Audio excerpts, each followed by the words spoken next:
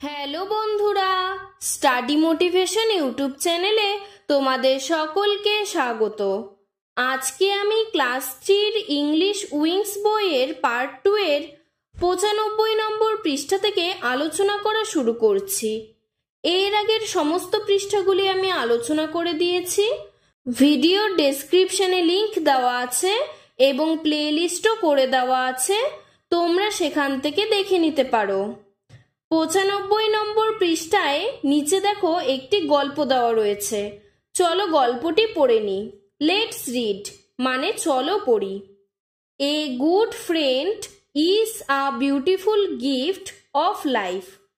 এ good friend মানে একজন ভালো বন্ধু, ইজ এ বিউটিফুল গিফট খুব সুন্দর একটি উপহার, অফ লাইফ মানে জীবনে। তাহলে একজন ভালো বন্ধু আমাদের জীবনের একটি সুন্দর উপহার। He is a great source of happiness. সে হলো বিরাট উৎস। গ্রেট সোর্স মানে বিরাট উৎস, অফ হ্যাপিনেস মানে খুশির ও আনন্দের। তাহলে সে হলো আমাদের খুশির আর আনন্দের একটি বিরাট উৎস। True friends love each other thoughtlessly. True friends মানে সত্যিকারের বন্ধুরা লাভ ইচ আদার একে অপরকে ভালোবাসে। ইচ আদার মানে একে অপরকে, লাভ মানে ভালোবাসে, থটলেসলি মানে চিন্তাহীনভাবে, কোনো রকম চিন্তা ভাবনা ছাড়াই সত্যিকারের বন্ধুরা একে অপরকে খুব ভালোবাসে। Friendship is about sharing and caring. Friendship মানে বন্ধুত্ব, ইজ অ্যাবাউট শেয়ারিং মানে ভাগ করে নেয় এবং কেয়ারিং মানে যত্ন নেয়। তাহলে বন্ধুত্বতে বন্ধুরা একে অপরের দুঃখ, কষ্ট, খুশি, আনন্দ ভাগ করে নেয় এবং একে অপরের যত্ন করে। A good friend always loves and protect you even if he is far away from you. A good friend মানে একজন ভালো বন্ধু, always loves সব সময় ভালোবাসে, and protects you তোমাকে রক্ষা করে, even he is far away যদি সে অনেক দূরে হয়, from you তোমার থেকে। তাহলে তোমার থেকে সে যদি অনেক দূরেও হয় তাহলেও একজন ভালো বন্ধু সব সময় তোমাকে ভালোবাসবে এবং তোমাকে বিপদের হাত থেকে রক্ষা করবে। Friends feel our sad moments with joy. Friends মানে বন্ধুরা, ফিল মানে ভরাট করে, আওয়ার স্যাড মোমেন্টস আমাদের দুঃখের মুহূর্তগুলিকে, উইথ জয় মানে আনন্দ দিয়ে। তাহলে বন্ধুরা আমাদের আনন্দ দিয়ে দুঃখের মুহূর্তগুলিকে খুশিতে পরিণত করে দেয়। There is no scarcity of feeling happy when we are with friends. Scarcity মানে অভাব, ফিলিং হ্যাপি মানে খুশি হওয়া। তাহলে আমাদের কখনোই খুশির অভাব হয় না যখন আমরা আমাদের বন্ধুদের সাথে থাকি। The absence of friends creates an empty space in our lives. The absence of friends মানে বন্ধুদের অনুপস্থিতি, absence মানে অনুপস্থিতি, creates মানে তৈরি করে, an empty space, empty মানে ফাঁকা, space মানে জায়গা, in our lives আমাদের জীবনে। তাহলে বন্ধুদের অভাব আমাদের জীবনে ফাঁকা জায়গা তৈরি করে। In fact, we cannot survive without friends. এমনকি আমরা বেঁচে থাকতে পারবো না বন্ধু ছাড়া। সারভাইভ মানে বেঁচে থাকা, উইদাউট মানে ছাড়া। Life will become a complete West, a terrible dream in absence of friends. Life will become a complete West, West মানে অপব্যয়। তাহলে আমাদের জীবন পুরোপুরি অপব্যয় হয়ে যাবে অথবা আমাদের জীবন পুরোপুরি নষ্ট হয়ে যাবে। এ টেরিবল ড্রিম একটি ভয়ঙ্কর স্বপ্ন হয়ে থাকবে, ইন অ্যাবসেন্স অফ ফ্রেন্ডস বন্ধু ছাড়া বা বন্ধুর অনুপস্থিতিতে। তাহলে বন্ধু ছাড়া বা বন্ধুর অনুপস্থিতিতে আমাদের জীবন একটি ভয়ঙ্কর স্বপ্ন হয়ে দাঁড়াবে এবং আমাদের জীবন বৃথা হয়ে যাবে। এরপরে 96 নম্বর পৃষ্ঠায় দেখো অ্যাক্টিভিটিগুলো দিয়েছে, চলো এগুলি করে নিই। লেটস ডু, চলো করি। Activity 1, complete the following statements with information from the passage. আমরা যে এখনই প্যাসেজটি পড়লাম সেই প্যাসেজ থেকে বাক্য নিয়ে আমাদের এখন এই শূন্যস্থানগুলিকে পূরণ করতে হবে। A good friend is a beautiful gift of life. একজন ভালো বন্ধু আমাদের জীবনের একটি সুন্দর উপহার। B, friends help us to fill our sad moments with joy. বন্ধুরা আমাদের দুঃখের মুহূর্তগুলিকে খুশিতে ভরিয়ে তোলে। C, without friends life will become a complete waste and a terrible dream. বন্ধু ছাড়া আমাদের জীবন সম্পূর্ণই বৃথা এবং একটি ভয়ঙ্কর স্বপ্ন। অ্যাক্টিভিটি 2তে বলেছে right T for true statements and F for false statements in the given boxes. সত্য হলে টি এবং মিথ্যে হলে এফ বসাতে হবে। A, friends can never solve our problem. বন্ধুরা আমাদের কখনোই সমস্যার সমাধান করতে পারে না। এটি একদমই ভুল, বন্ধুরাই সবসময় আমাদের সমস্যার সমাধান করার জন্য এগিয়ে আসে। তাহলে এটি হবে এফ মানে false. B, our sad moments are made happy by the friends. আমাদের দুঃখের মুহূর্তগুলি খুশিতে পরিণত হয়ে যায় বন্ধুর দ্বারা। এটি সত্য, তাই লিখেছি T. C, we do not find any scarcity when there are friends. আমরা কোনো অভাব খুঁজে পাই না যখন আমাদের সাথে বন্ধুরা থাকে। এটিও সত্য, তাই লিখেছি T. Activity 3, match column A with column B. Column এর সাথে কলাম বিকে ম্যাচ করতে হবে। কলাম এতে বলেছে গুড ফ্রেন্ড, তাহলে কলাম বির সাথে মিলবে গিফট অফ লাইফ, তাহলে ভালো বন্ধু আমাদের জীবনের উপহার। নাম্বার 2, ফ্রেন্ডশিপ, সি নম্বরে মিলবে শেয়ারিং অ্যান্ড কেয়ারিং। বন্ধুত্ব সবসময় শেয়ারিং এবং কেয়ারিংয়ে হয়, মানে বন্ধুরা সবসময় একে অপরের যত্ন নেয় এবং দুঃখ কষ্ট আনন্দ খুশি ভাগ করে নেয়। নাম্বার 3, লাইফ উইদাউট ফ্রেন্ড, এর সাথে মিলবে এ টেরিবল ড্রিম, তাহলে বন্ধু ছাড়া জীবন একটি ভয়ঙ্কর স্বপ্ন। এরপরে 97 নম্বর পৃষ্ঠাতে দেখো বলেছে activity 4, fill in the blanks by choosing the correct forms of doing words. Doing words দিয়ে শূন্যস্থানগুলিকে পূরণ করো। এখানে দেখো কিছু শব্দ রয়েছে যেখানে এস যুক্ত নেই, আর কিছু শব্দ রয়েছে যেখানে এস যুক্ত আছে।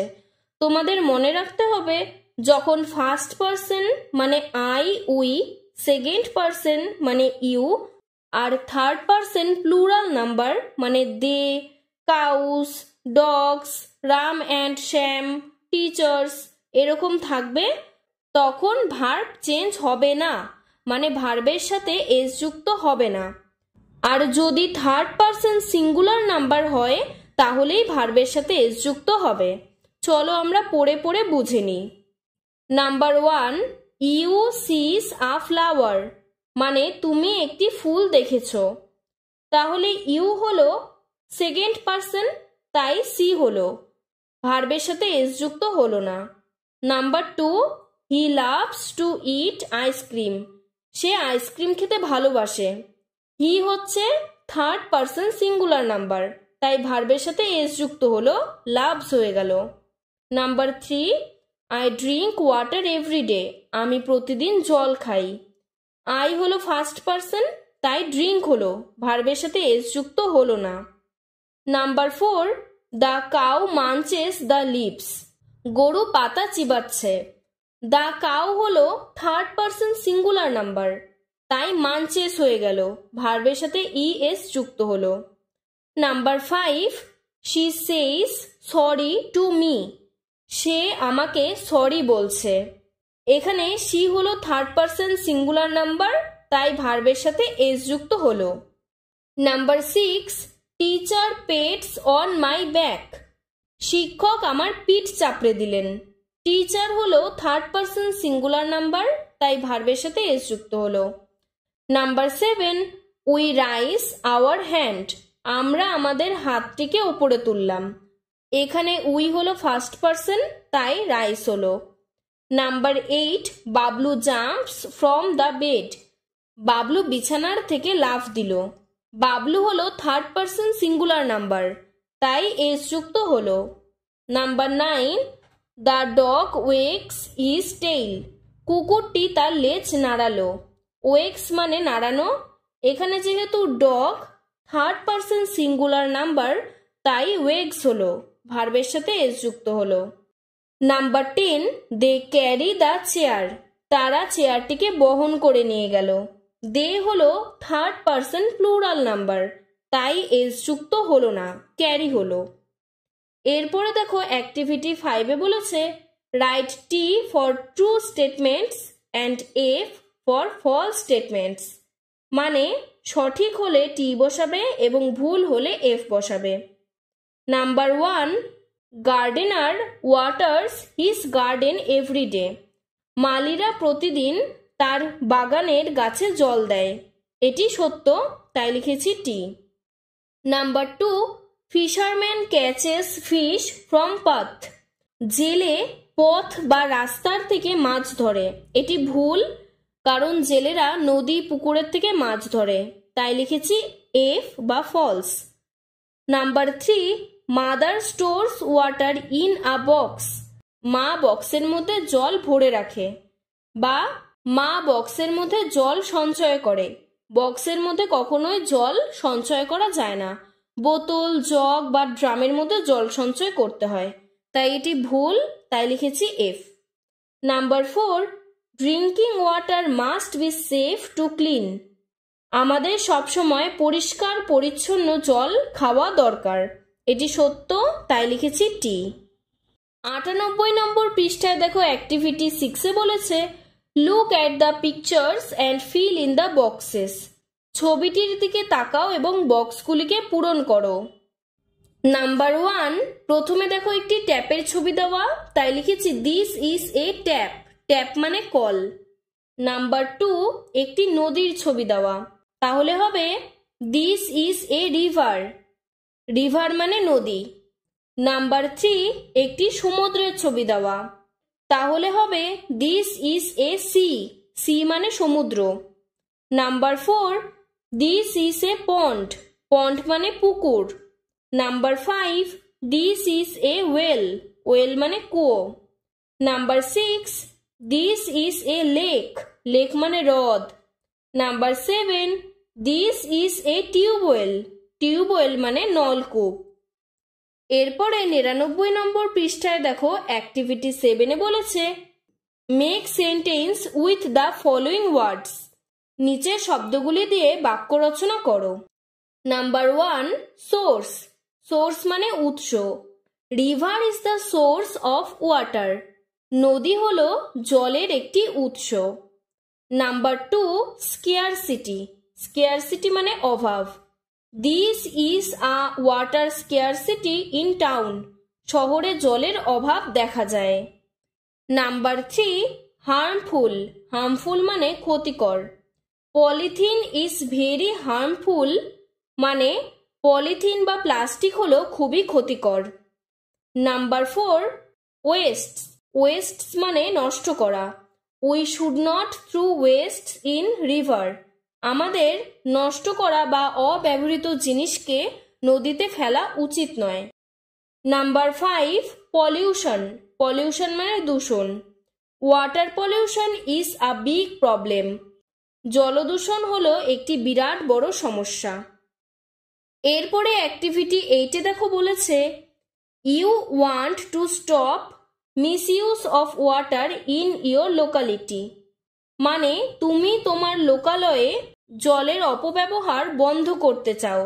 Right 5 sentence to explain how you will do it. তুমি কিভাবে এটি করে দেখাবে তা 5টি বাক্যে ব্যাখ্যা করো। আমি লিখেছি I shall close the tap when not in use to stop misuse of water in our locality. আমি ট্যাপ কলগুলিকে বন্ধ করে রাখব যখন আমাদের লোকালিটিতে জলের অপচয় হবে। I shall store rain water in a pond. আমি পুকুরের মধ্যে বৃষ্টির জলকে সংরক্ষিত করার ব্যবস্থা করব, বা আমি পুকুরের মধ্যে বৃষ্টির জলকে সংরক্ষিত করব। I shall take short showers.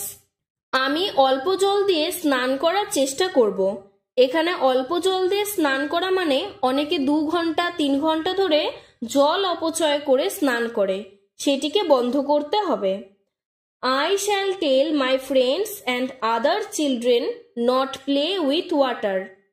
আমি আমার বন্ধুদের এবং বাচ্চাদের বলবো যাতে তারা জল ব্যবহার করে না খেলাধুলা করে। I shall tell family members to use bucket for washing. আমি আমার ফ্যামিলি মেম্বারদের বলবো যাতে জামা কাপড় কাচার সময় বালতির ব্যবহার করে। এর মাধ্যমেই কিন্তু আমরা জলের অপব্যবহারকে বন্ধ করতে পারি। আজকের ভিডিওটি এতটুকুই। ভিডিওটি যদি তোমাদের ভালো লেগে থাকে তাহলে লাইক করে চ্যানেলটিকে সাবস্ক্রাইব করে দেবে। ধন্যবাদ।